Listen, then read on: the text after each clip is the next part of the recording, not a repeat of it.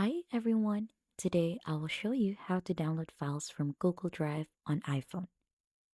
First, open the Google Drive app on your iPhone. Now find the folder or file that you want to download. Just tap on it, and once you're in there, locate the three dots and then click onto it to open the menu. Right after, there should be an option for you to download it. If you click directly on download, it should go ahead and save the image or video onto your photos of your iPhone. But there is another option if you want to download a file like a document or a PDF. So you could simply go ahead and click on send a copy.